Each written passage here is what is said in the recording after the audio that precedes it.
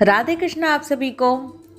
आज की वीडियो में चर्चा करेंगे फागुन शुक्ल पक्ष में आने वाली एकादशी से जुड़ी जानकारी के बारे में, जिसमें जानेंगे एकादशी का महत्व, एकादशी कब है, एकादशी का शुभ मुहूर्त कब है, एकादशी का पारण समय क्या है। तो चलिए आज की वीडियो शुरू करते हैं। फागुन माह के शुक्ल पक्ष में आने वाली एकादशी को आमला एकादशी, रंगभरनी एकादशी, आमल की एकादशी या फिर गौर एकादशी के नाम से जाना जाता है। माना जाता है कि इस व्रत के प्रभाव से व्यक्ति के सभी तरह के पाप नष्ट हो जाते हैं। आमल की एकादशी का व्रत करने से 1000 गौदान के बराबर फल मिलता है। आमल की एकादशी पर अगर विधि विधान के साथ पूजा की जाए, व्रत रखा जाए तो व्यक्ति के जीवन में आने वाली सभी परेशानियां जो होती हैं वो समाप्त हो जाती हैं। लंबी आयु के लिए तो ये व्रत बहुत ही उत्तम बताया गया है। आमल की एकादशी के दिन भगवान श्री हरि विष्णु के साथ साथ आंवले के वृक्ष की भी पूजा की जाती है। पद्म पुराण के अनुसार आंवले का वृक्ष भगवान श्री हरि विष्णु को अत्यंत प्रिय है।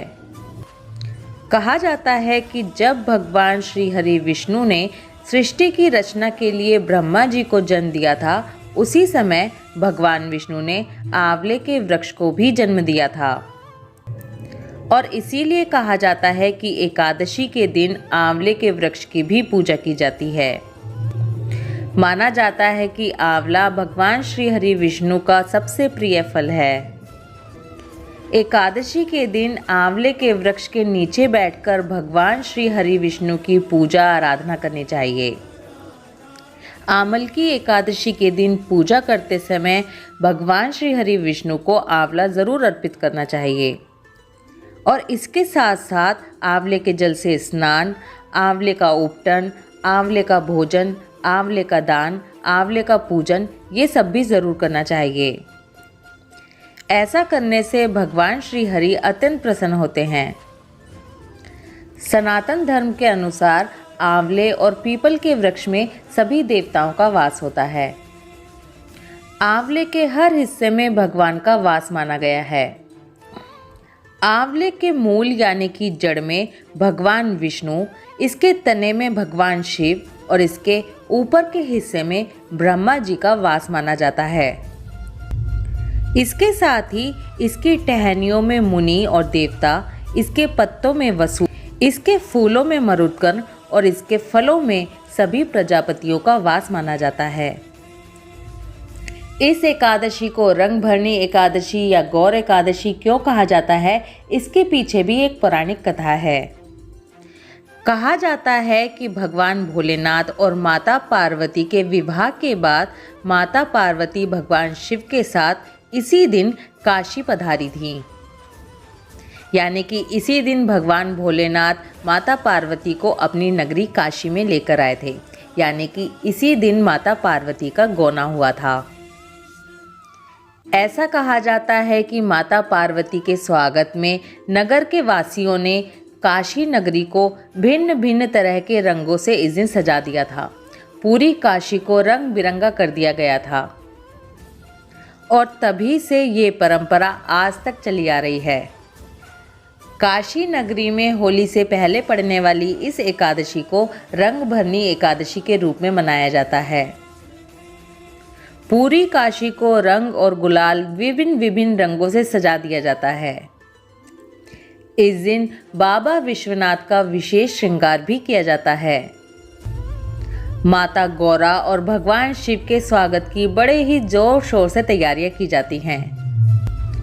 इसी एकादशी के साथ एक और अन्य पौराणिक कथा भी जुड़ी हुई है, जिसके अनुसार राजस्थान के सीकर में भगवान खाटू श्याम जी के दर्शन देने की कहानी है। कहा जाता है कि राजस्थान के सीकर में इसी दिन बाबा श्याम का श्याम कुंड में मस्तक प्रकट हुआ था और इसी उपलक्ष्य में होली से पहले पड़ने वाली इस एकादशी पर खाटू श्याम जी में एक भव्य मेले का आयोजन किया जाता है, जिसे फागुन महोत्सव भी कहा जाता है।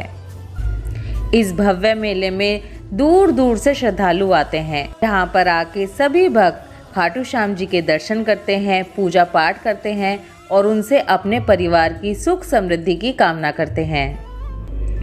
खाटू श्याम जी में इस दिन भव्य निशान यात्रा भी निकाली जाती है। भजन कीर्तन, भजन संध्या और विभिन्न तरह के आयोजन किए जाते हैं और इस मेले को बहुत ही भव्य बना दिया जाता है। इसी दिन खाटू श्याम जी में जात भी लगाई जाती है। ये बात आप खुद ही सोचिए, एक ऐसा दिन जो श्री हरि विष्णु के साथ साथ भगवान शिव और माता गौरा, खाटू श्याम जी, आंवले के वृक्ष सभी से जुड़ा है, तो वो दिन कितना ज़्यादा विशेष होगा। चलिए अब ये जान लेते हैं कि इस साल यानी कि 2023 में आमल की एकादशी व्रत किस दिन रखा जाएगा। एकादशी तिथि शुरू हो रही है 2 मार्च को सुबह 6:39 पर और एकादशी तिथि समाप्त हो रही है 3 मार्च को सुबह 9:11 पर। हालांकि एकादशी 2 मार्च को सुबह ही शुरू हो रही है, पूरा दिन एकादशी रहेगी, लेकिन उदय तिथि और द्वादशी के साथ आने के लिए हम 3 मार्च को एकादशी का व्रत रखेंगे। आमल की एकादशी व्रत 3 मार्च दिन शुक्रवार को रखा जाएगा। आपकी जानकारी के लिए बता दूं कि उज्जैन, काशी, बनारस सभी जगह ये व्रत 3 मार्च को ही रखा जाएगा। बांके बिहारी जी वृंदावन, खाटू श्याम जी सीकर, इस्कॉन टेम्पल, गौरिया मठ सभी संप्रदाय में हर जगह 3 मार्च को ही आमल की एकादशी मनाई जाएगी। यानी कि इस बार 2 एकादशी नहीं है जैसे कि होता है पहले दिन और दूसरे दिन। इस तरह से एकादशी बिल्कुल भी नहीं है। पूरी तरह से एकादशी 3 मार्च की ही है, जो कि हर जगह 3 मार्च को ही मनाई जाएगी। कहीं कहीं मैं सुन रही हूँ कुछ लोग 2 मार्च की भी एकादशी कर रहे हैं, लेकिन ऐसा बिल्कुल भी नहीं है। पूरी तरह से एकादशी 3 मार्च की ही है। इसी के साथ आपको ये भी बता दूं कि 2 तारीख को दशमी तिथि होगी। दशमी के जो कार्य होते हैं वो 2 तारीख को किए जाएंगे। इस बार आमल की एकादशी के दिन 3 शुभ योग बन रहे हैं। सौभाग्य योग, शोभन योग और सर्वत्र सिद्धि योग भी बन रहा है। यहाँ पर मैं आपको थोड़ा सा सौभाग्य योग के बारे में बता दूं। सौभाग्य योग सुबह से शुरू हो जाएगा और शाम को 6:45 तक रहेगा। इस दिन जो सुहागन स्त्रियां होती हैं वो भगवान शिव के साथ साथ माता पार्वती की विधि विधान से पूजा करें। माता पार्वती को श्रृंगार की वस्तुएं अर्पित करें। ऐसा करने से अखंड सौभाग्य का वरदान मिलता है। जिनके दाम्पत्य जीवन में किसी तरह की कोई परेशानियां आ रही हैं, उनसे भी मुक्ति मिलती है। दाम्पत्य जीवन सुखी होता है। चलिए अब पूजा विधि की बात कर लेते हैं।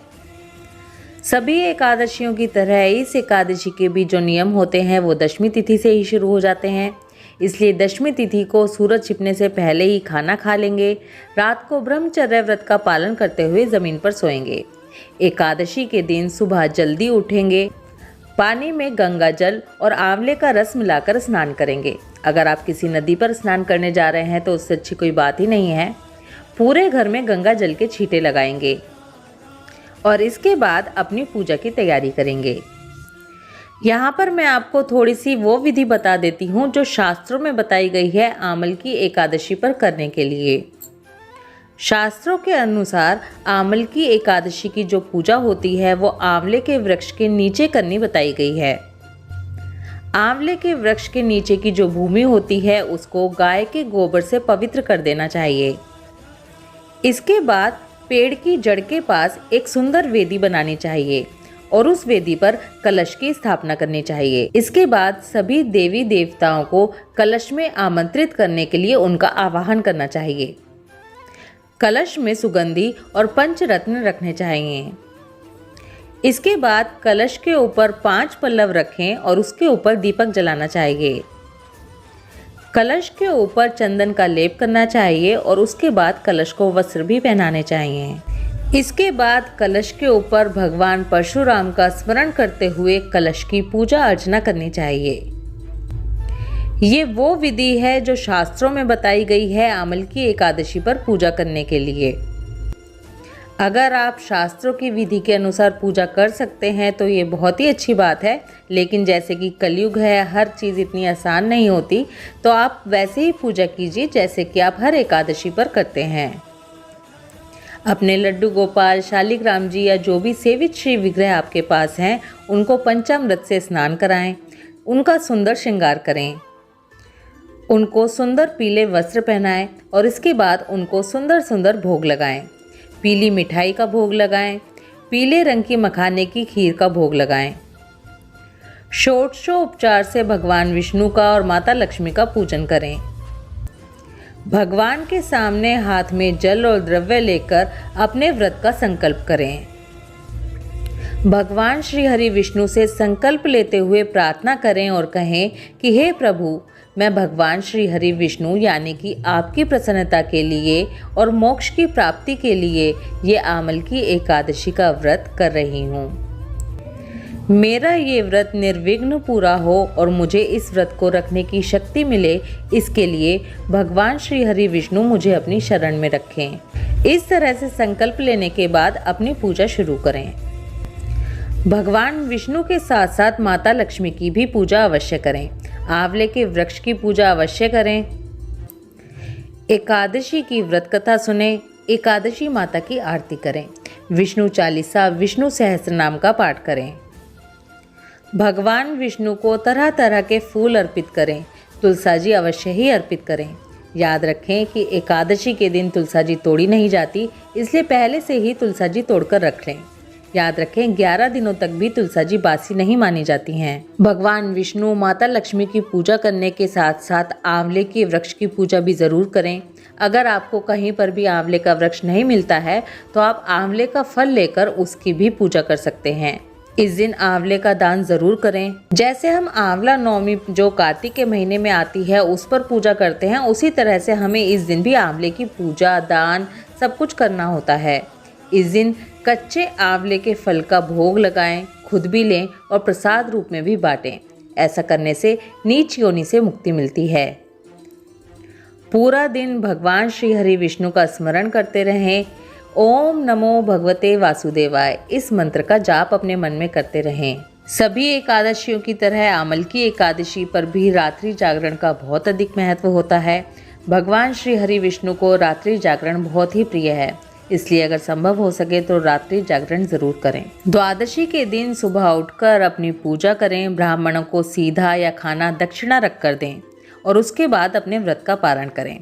यहाँ पर आपको एक बात ये भी बता दूं कि जो लोग शास्त्रों की विधि के अनुसार कलश स्थापना करके पूजा कर रहे हैं, वो कलश को परशुराम भगवान की तस्वीर के साथ दक्षिणा रखकर ब्राह्मण को दान में दे देंगे और उसके बाद अपने व्रत का पारण करेंगे। चलिए अब आपको पारण समय बता देती हूँ। आमल की एकादशी व्रत का पारण 4 मार्च दिन शनिवार को सुबह 6:48 से लेकर सुबह 9:09 के बीच में किया जाएगा। आई होप इस वीडियो में दी गई इन्फॉर्मेशन आपके लिए हेल्पफुल होगी। ये वीडियो आपको ज़रूर अच्छी लगेगी। वीडियो को एक लाइक कर दीजिए। ये जानकारी सभी लोगों तक पहुँचे, इसलिए वीडियो को जितना हो सके उतना शेयर कीजिए। राधे कृष्णा।